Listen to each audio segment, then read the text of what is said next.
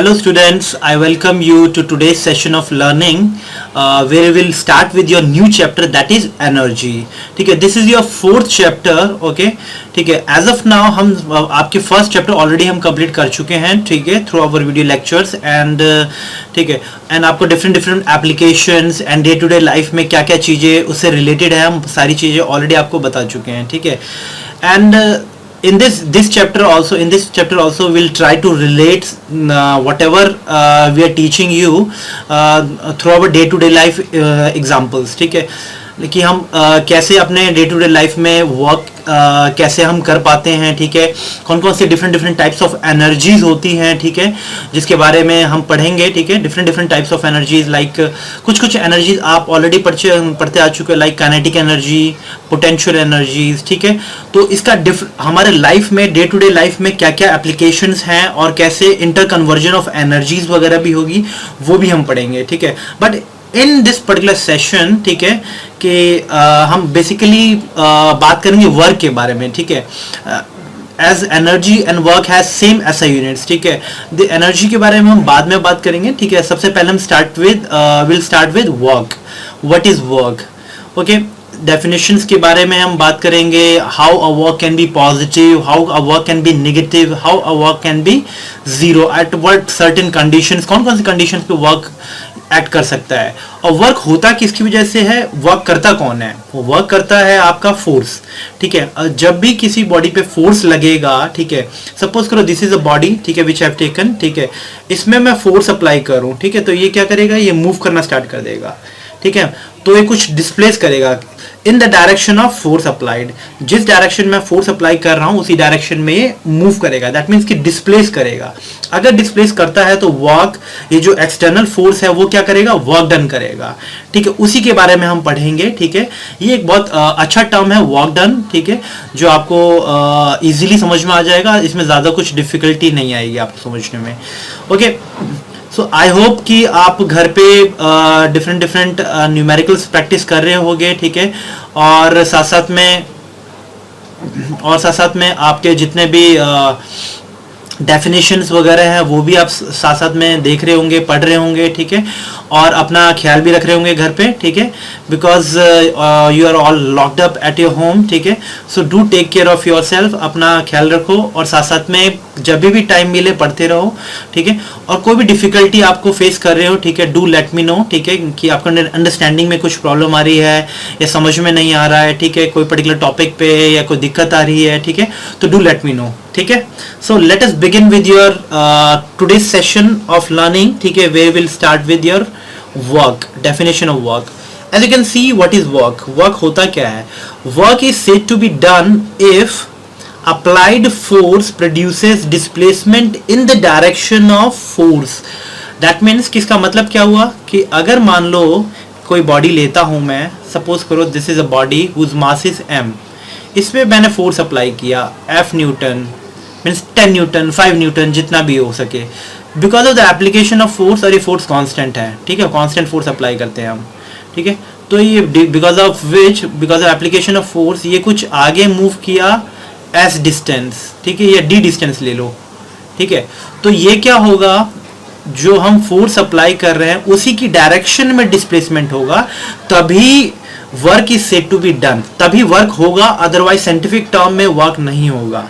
ठीक है, so that means कि एक कंडीशन ये है कि आप फोर्स अप्लाई कर रहे हो बॉडी पे और उसी डायरेक्शन, फोर्स की डायरेक्शन में डिस्प्लेसमेंट हो. ठीक है, सो दैट मीन्स कि फोर्स की वजह से डिस्प्लेसमेंट हो. Such a force will produce a work done. ठीक है, तो फोर्स क्या होगा, क्या work is said to be done on the object. Object पे वर्क डन हो जाएगा. ठीक है, तो it is a definition in a scientific term, it is a product of force and displacement. ठीक है, so force और displacement का product होता है. ठीक है, तो जो भी आप force अप्लाई करेंगे इस बॉडी पे, ठीक है, उसी डायरेक्शन में अगर डिस्प्लेस होता है, उसी डायरेक्शन में 10 मीटर या 20 मीटर और आगे जाता है. ठीक है, तो फोर्स प्रोड्यूस करेगा वर्क डन. ठीक है, तो work is said to be done. Okay, condition क्या होनी चाहिए, फोर्स तो अप्लाई करना ही चाहिए आपको, और displacement in the direction of force apply करोगे तभी जाकर वर्क डन होगा. ठीक है, अदरवाइज वर्क डन नहीं होता है. सपोज करो कि इस बॉडी पे मैं सब पीछे में क्या इसके वॉल है, this is the wall, okay, and this M mass block is there and you are applying a force of F Newton, whether it will move or not. Although I am applying the force, but it won't move. Why? Because of this wall which is fixed, it cannot move. ठीक है, इसके पीछे एक wall आ गया जिसकी वजह से ये मूवमेंट इसका नहीं होगा. ठीक है, सो डिस्प्लेसमेंट ये आगे जाएगा ही नहीं, तो डिस्प्लेसमेंट कितना हो गया, जीरो बॉडी का. तो work done by this force must be equal to F into zero, that means zero joule work done करेगा ये.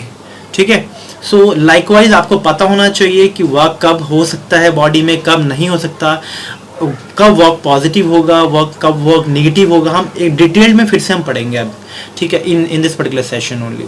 ठीक है, सो in mathematical term you must know it is a force. Work done is nothing but product of force and displacement. It is a product of force and displacement in the direction of force. Okay, so now let us move on. थोड़ा सा हम आगे बढ़ते हैं. Okay, as you can see,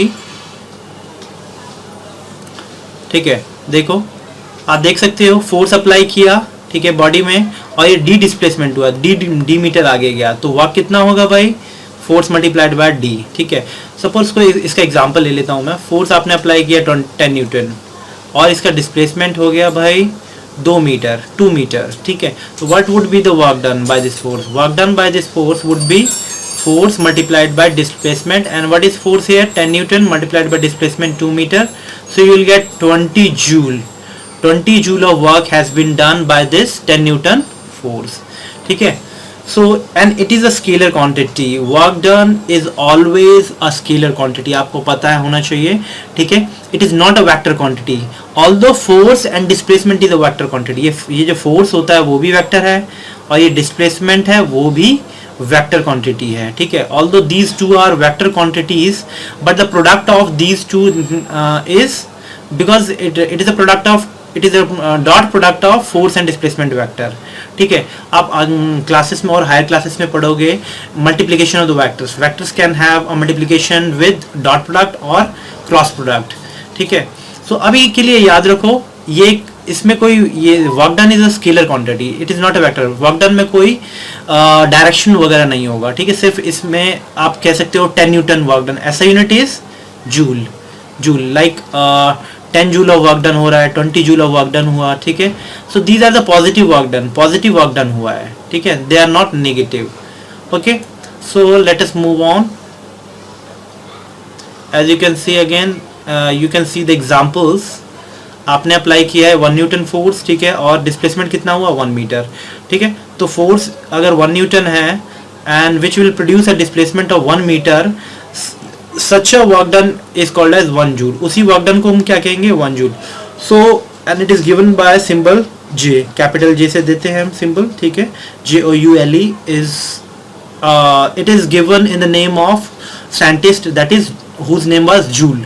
ठीक है, तो joule के नाम पे ही, ठीक है, ये इसका नाम पड़ा है, दैट इज ऐसा यूनिट पड़ा है वर्क डन का. ठीक है, सो हम कह सकते हैं work is said to be 1 joule when a 1 Newton force produces a displacement of 1 meter in the direction of force. ठीक है, such a work done is called as 1 joule. ठीक है, तो work is said to be 1 joule if 1 Newton force produces a displacement of 1 meter in the direction of force. ठीक है, such a work done is called as 1 joule. ठीक है, तो आप 1 joule का डेफिनेशन इजीली आप बता सकते हैं. ओके, और देखो अब नाउ विल मूव ऑन कि कौन कौन सी कंडीशन है जिसमें वर्क डन जीरो हो जाता है. वर्क डन कभी होगा नहीं बॉडी पे. ठीक है, कब वर्क डन जीरो हो जाएगा वो हम आप डिटेल में थोड़ा थोड़ा पढ़ेंगे. ठीक है, okay, so as you can see, देख सकते हो कब वर्क डन जीरो हो सकता है. ठीक है, देखो पहला कंडीशन कि अगर आप फोर्स अप्लाई करते, फोर्स अप्लाई ही ना करो. ठीक है, किसी बॉडी पे अगर मैं फोर्स ही ना अप्लाई करूँ तो वो रेस्ट में ही रहेगा, तो इसका डिस्प्लेसमेंट भी ज़ीरो होगा और फोर्स भी ज़ीरो है. ठीक है, तो वर्क डन क्या होगा भाई, तो ऑब्वियस सी बात है ज़ीरो हो जाएगा. दोनों का प्रोडक्ट करेंगे, ज़ीरो हो जाएगा. What if I am applying a force, अगर मैं फोर्स अप्लाई करता हूँ, ठीक है, तो फोर्स इज़ नॉट ज़ीरो. ठीक है, बट डिस्प्लेसमेंट जीरो हो जाए, ठीक है, तभी भी वर्क डन जीरो होगा, क्योंकि work done is nothing but force multiplied by zero करेंगे तो यू विल गेट 0 जूल, ठीक है। लाइक पोर्टर एग्जांपल, आप कूली के बारे में बता सकते हैं। Porter holding a luggage on his head and pushing, porter holding a luggage on his head is an example of where the displacement of the body is zero। देखो porter क्या होता है, देखो एक लगेज सर पे लेके रखता है पोर्टर, देखो सपोज करो ये लगेज है, ठीक है, पोर्टर है होता है आपका, ये आपका क्या कहते हैं ये, this is your coolie, coolie है, कूली ने सर पे आपने देखो लगेज रखा हुआ है, this is the hand through which वो पकड़ रहा है पोर्टर, ठीक है। वेट हमेशा डाउनवर्ड एक्ट कर रहा है, ये जो लगेज का वेट है हमेशा is equal to m into g. Suppose करो लगेज का वेट है, मास है m, ठीक है, तो वेट हमेशा नीचे एक्ट करेगा और ये पोर्टर आगे की तरफ मूव करेगा भाई, ठीक है। तो देखो ये आगे की तरफ मूव कर रहा है बट वेट तो हमेशा डाउनवर्ड लग रहा है, तो डाउनवर्ड डायरेक्शन में वेट लग रहा है उस, तो वेट की डायरेक्शन में डिस्प्लेसमेंट कितना है, 0, क्योंकि ये लगेज ऑल्दो पोर्टर आगे की तरफ जा रहा है, सपोज करो इस पे सर पे रखा हुआ है इसने वेट, ठीक है, सर पे वेट रखा हुआ है, ये आगे की तरफ जा रहा है, ठीक है, तो वेट की डायरेक्शन में डिस्प्लेसमेंट तो 0 है, तो हम कह सकते हैं पोर्टर ने कोई वर्क नहीं किया है, ठीक है। तो इन scientific term work done bye porter is 0, ठीक है, क्योंकि वेट तो ऊपर है जो नीचे डाउनवर्ड एक्ट करेगा towards the centre of earth, और पोर्टर आगे की तरफ जाता है, ठीक है, आगे की तरफ जा रहा है, ये इसका वेट ऊपर से नीचे डाउनवर्ड की तरफ लग रहा है, इसके सर पे लग रहा है वेट, तो सर के डायरेक्शन में वेट लग रहा है, उसकी उसी डायरेक्शन में वो डिस्प्लेस नहीं करता, ये लगेज डिस्प्लेस नहीं कर रहा, लगेज जो इसके ऊपर रखा हुआ है वो उस वेट की डायरेक्शन में वो नीचे नहीं जा रहा, ठीक है। तो सो दैट मीन्स कि हम कह सकते हैं पोर्टर जो उसने वर्क डन किया in scientific term it is 0 because there is no displacement in the direction of weight, जो होल्ड करने के लिए, या और एक चीज और याद रखो, ऑल द वेट तो नीचे एक्ट कर रहा है, ठीक है, तो ये लगेज जो आपने इस पे रखा हुआ है लगेज, ठीक है, वो मूव नहीं, लगेज ना तो ऊपर जा रहा है ना तो नीचे, तो दैट मीन्स कि वेट को काउंटर बैलेंस करने के लिए पोर्टर अपवर्ड डायरेक्शन में फोर्स लगा रहा है, that is reaction force, sir से फोर्स लगा रहा होगा अपवर्ड डायरेक्शन में, that is reaction force, okay. So reaction force, तो जो पोर्टर तो अपवर्ड डायरेक्शन में लगा रहा है, तो और ये लगेज अपवर्ड डायरेक्शन में भी मूव नहीं कर रहा है, so work done by this porter, सिर्फ पोर्टर जो लगेज है, लगेज सर पे जो रखा हुआ है इसने, ठीक है, पोर्टर ने, तो वो आगे की तरफ मूव कर रहा है, ठीक है, तो ना ही ये, और आपने जो फोर्स लगाया है पोर्टर ने अपवर्ड डायरेक्शन में, रिएक्शन फोर्स, वेट का mg फोर्स का रिएक्शन फोर्स, और ये आगे जा रहा है, तो ना तो ये आर की डायरेक्शन में, रिएक्शन की डायरेक्शन में डिस्प्लेसमेंट हो रहा है, ना ही वेट की डायरेक्शन में डिस्प्लेसमेंट हो रहा है, ठीक है। सो दैट्स व्हाई हम कह सकते हैं कि पोर्टर वर्क नहीं करेगा, उसको पैसा मत देना, ठीक है, बट दे देना, क्योंकि ऑल्दो साइंटिफिक टर्म में वो वर्क डन नहीं कर रहा है बट होल्ड करके आगे लेके तो जा रहा है, ठीक है, तो उसको आप पैसे दे सकते हो, ठीक है, ओके। एक और एग्जांपल देखो जहां पे डिस्प्लेसमेंट 0 होगा, पुशिंग अ वॉल, जो अभी हमने बताया था, सपोज करो ये वॉल है, ठीक है, आप पुश कर रहे हो, ठीक है, देखो आप पुश करने की कोशिश कर रहे हो, ये वॉल आगे मूव नहीं कर रहा, ठीक है, तो डिस्प्लेसमेंट कितना हो जाएगा भाई, 0, although you are applying a force, कोई फोर्स अप्लाई कर रहे हो और ये आगे डिस्प्लेस नहीं हो रहा, 0 मीटर डिस्प्लेसमेंट, तो again the work done bye you is 0. So these are the conditions at which the work done can be 0. You can also devise a different day-to-day life example through which you can understand such a concept. Easily आप समझ सकते हो, खुद ही आप examples देखो कहाँ आप हम force लगाएं ताकि displacement ना हो, ठीक है, या displacement force की direction में ना हो, तभी भी work done 0 हो सकता है, ठीक है। So different conditions में आपको समझ में आना चाहिए, आप खुद से भी examples वगैरह day-to-day life में देखो, आसपास देखो कि कहाँ वर्क डन 0 हो सकता है, ऑल्दो मैं फोर्स अप्लाई करूं, ठीक है, बट वर्क डन फिर भी 0 हो जाए, ठीक है, मैं कोई अप्लाई फोर्स, तो मैं अपनी एनर्जी वेस्ट करूंगा बट वर्क डन नहीं होगा, ठीक है। और देखो force applied and the object comes back to its original position, देखो ये भी एक एग्जांपल है। मैं देखो अगर कोई भी बॉडी सर्कुलर ट्रैक पे मूव करता है, ठीक है, सर्कुलर ट्रैक पे, सपोज करो ये एक बॉक्स है, ठीक है, बॉक्स को मैं सर्कुलर ट्रैक पे मूव कराते कराते वापस यहीं पे लेके आ गया, तो मैं फोर्स तो अप्लाई कर रहा हूँ भाई, फोर्स में हमें कंटिन्यूसली मेरे को फोर्स अप्लाई करना पड़ेगा सर्कुलर ट्रैक पे, तो वापस ये वहीं आ गया, ठीक है, दैट मीन्स डिस्प्लेसमेंट जीरो हो गया इसका, ठीक है। ऑल्दो मैं फोर्स अप्लाई कर रहा हूँ, सपोज करो 10 न्यूटन, ठीक है, वो सर्कुलर ट्रैक पे मूव करते करते करते वापस यहीं आ गया, तो उसका टोटल डिस्प्लेसमेंट जीरो हो गया, क्योंकि initial position and final position are same, ठीक है, दोनों सेम हो जाएंगे, इनिशियल एंड फाइनल पोजीशन, तो that's why work done is said to be zero. Although मैं फोर्स अप्लाई कर रहा हूँ 10 न्यूटन 20 न्यूटन जितना भी अप्लाई करूँ, ठीक है, but again if it is moving in a circular track and comes back to the same position, then the displacement of the body is zero and we can say work is not done, ठीक है, work नहीं हो पाया है, ठीक है। एक और एग्जांपल देख लो, देखो जहां पे वर्क डन नहीं होगा, force applied object moves but not because of the force applied. देखो although if I am applying a force, ठीक है, और ऑब्जेक्ट मूव भी करता है बट फोर्स की डायरेक्शन में डिस्प्लेसमेंट नहीं होता, like holding a bucket and starts moving. If you are holding a bucket, suppose करो आप खड़े हो, ठीक है, आप हाथ में बकेट होल्ड करके जा रहे हो, ठीक है, सपोज करो दिस इज अ बकेट, अब पानी it is filled with bucket and you are moving, ठीक है, अब bucket it is filled with water and you are moving in a forward direction, आप आगे जा रहे हो, ठीक है, देखो आपने बकेट पकड़ा हुआ है फिल्ड विद वाटर, ठीक है, और आप आगे मूव कर रहे हो, बकेट में वेट तो नीचे लेके जाएगा इसको, ठीक है, और इसलिए आप अपवर्ड मस्कुलर फोर्स लगा के अपवर्ड डायरेक्शन में इसको होल्ड करने के लिए फोर्स लगा रहे हो, बट ये मूवमेंट आप आगे जा रहे हैं, ठीक है, तो आपका मूवमेंट और जो फोर्स अप्लाइड है दोनों के बीच में एंगल कितना है, 90 degree. You are moving in forward direction, bucket को होल्ड करके आप आगे जा रहे हो, ठीक है, तो डिस्प्लेसमेंट तो आगे है आपका, ठीक है, बट आप फोर्स कहाँ अप्लाई कर रहे हो, वेट डाउनवर्ड लग रहा है और आप आपने ऊपर खींचा हुआ है, ठीक है, ताकि वेट को विदस्टैंड कर सको। आपके फोर्स अप्लाई करने और डिस्प्लेसमेंट के बीच का एंगल कितना है, 90 डिग्री। आप अपवर्ड फोर्स लगा रहे हो और डिस्प्लेसमेंट इस डायरेक्शन में हो रहा है, दोनों के बीच का एंगल कितना हो गया, 90 degree.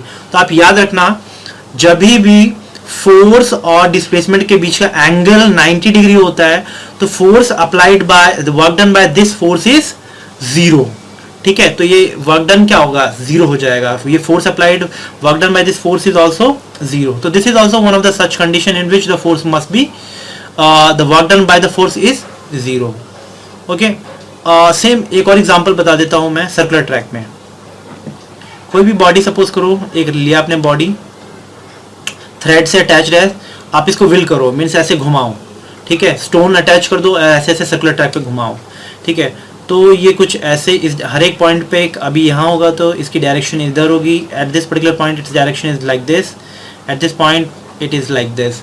So in a circular track also displacement हमेशा, जो आप फोर्स अप्लाई कर रहे हो, टेंशन जो इस थ्रेड के अंदर जो टेंशन प्रोड्यूस होगा दैट इज फोर्स, ठीक है, वो टेंशन तनाव जो इसमें प्रोड्यूस होगा वही इसको मूव कराएगा, ठीक है, उसके और आपके जो डिस्प्लेसमेंट ये के बीच में एंगल है वो 90 डिग्री है। तो work done by this tension force is tension multiplied by displacement multiplied by zero, सीधा डायरेक्ट जीरो लिख देना, ठीक है, क्योंकि एक और टर्म यहाँ पे जुड़ जाता है, दोनों के बीच का एंगल क्या होता है, ठीक है, वो जुड़ जाएगा आपका, एक और टर्म यहाँ पे वो जीरो होता है, एक और वैल्यू इसकी जीरो होती है, that's why it is zero, ठीक है।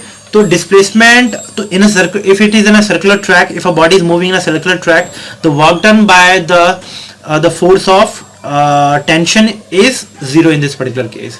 सो the work done can also be positive भी हो सकता है, it can also be zero हो सकता है, ठीक है। जीरो के बारे में ऑलरेडी पढ़ चुके हैं हम, पॉजिटिव के बारे में भी थोड़ा सा पढ़ लिया हमने, अब हम नेगेटिव के बारे में थोड़ा सा पढ़ते हैं। At what conditions the work done can be negative. Okay, अब देखिए कौन कौन सी कंडीशंस में वर्क डन नेगेटिव हो सकता है। देखो अभी तक मैंने बताया कि अगर फोर्स जीरो हो जाए तो वर्क डन जीरो हो जाएगा, या तो डिस्प्लेसमेंट जीरो हो जाए तो वर्क डन जीरो हो जाएगा, या फोर्स और डिस्प्लेसमेंट के बीच का एंगल 90 डिग्री हो जाएगा तभी भी वर्क डन जीरो हो जाएगा, ठीक है। अब नेगेटिव कब होगा, पॉजिटिव कब होगा, जब फोर्स आप लगा रहे हो और उसी डायरेक्शन में डिस्प्लेसमेंट हो रहा है, ठीक है, तो फोर्स और डिस्प्लेसमेंट के बीच का एंगल दोनों 0 डिग्री है, ठीक है, दोनों पैरेलल है, जो मैं फोर्स भी अप्लाई करता हूँ ये डिस्प्लेस भी इसी डायरेक्शन में हो रहा है, तो दोनों के बीच का एंगल कितना है, 0 डिग्री, ठीक है।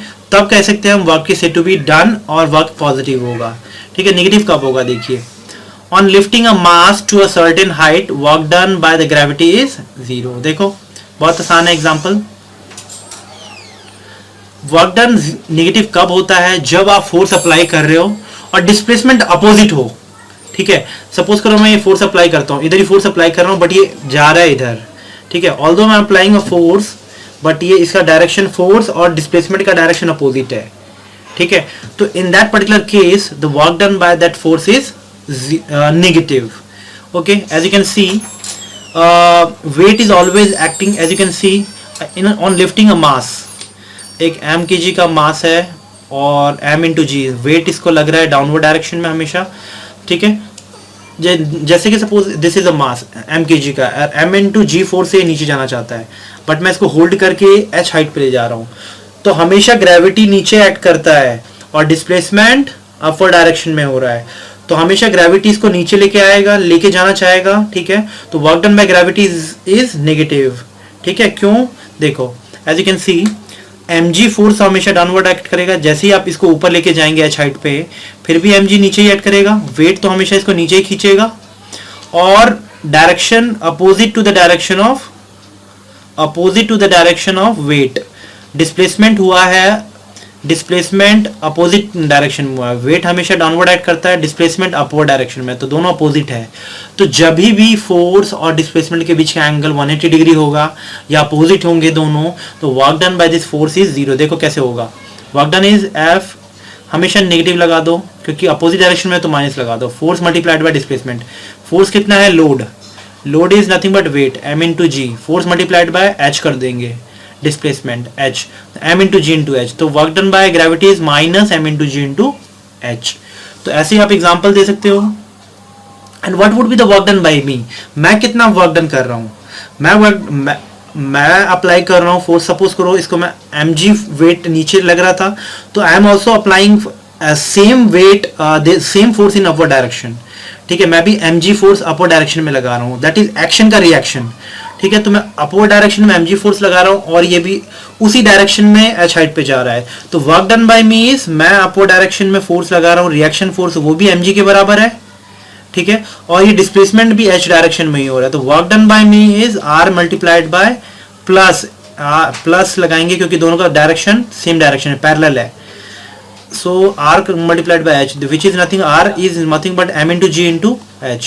तो work done by me is positive and work done by me would be m into g into h. जितना मैं पॉजिटिव वर्क डन करूंगा उतना ही ग्रेविटी नेगेटिव वर्क डन करेगा। ठीक है, so this is how you can solve different condition you can devise at which the work done can be positive, work done can be negative and so on. Okay, now let us move on with your some of the example which are there in your course. ठीक है, examples वगैरह देख लेते हैं। देखो, a dart gun pushes a dart with a force of 10 Newton, then displaces it by a distance of 3 meter.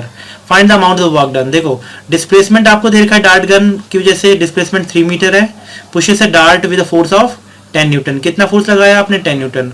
तो what would be the amount of work done? Work done कितना होगा? 10 इंटू 3, ठीक है, 30 newton metre which is nothing but 1 joule. ठीक है, क्योंकि work done कितना होता है, अगर ये 30 न्यूटन लग रहा है फोर्स मल्टीप्लाइड बाय कितना मीटर है? 3 metre, which is nothing but 3 9 90 newton metre. No, okay, not 90, this is 10, this force is 10, तो you'll get 30 Newton meter. What is Newton meter? Newton meter is 1 joule. So 30 joule of work done has been done. Okay, now let us move on to your second numerical. देखो, a child does 20 joule of work done by pushing a table with a force of इतना Newton. Work done इतना करता है वो और force इतना है, तो what it should be the displacement? Again वही लगाएंगे, form of force is equal to work done is force multiplied by displacement. Work done is 20 joule, force कितना दे रखा है? 100, तो डिस्प्लेसमेंट इजीली आ जाएगा 20 बाय 100, यू विल गेट 1/5। ठीक है, so displacement would be 1/5 metre which is nothing but 0.2 metre. ठीक है, इजीली आप कर सकते हैं, बहुत आसान न्यूमेरिकल्स होगा। ठीक है, ज़्यादा कोई डिफिकल्टी नहीं होगा। ठीक है, so this is how you can easily find out work done. Okay, work done आप आसानी से कर सकते हैं। And you can numerical practice कर सकते हो, and you can also you can see the different examples or day-to-day life examples at which work done can be positive, it can be negative, and it can be zero. different conditions पे कब ये work done की क्या situations होंगी वो आप easily बता सकते हैं. Okay, so this is all about work done, and I hope कि आप numerical भी practice करते रहें, ठीक है, और different conditions में आपको पता चल जाए कि work done हो रहा है कि नहीं हो रहा है, ठीक है. Okay, so I hope you liked the today's video. With this we'll end up today's session. Okay, thank you.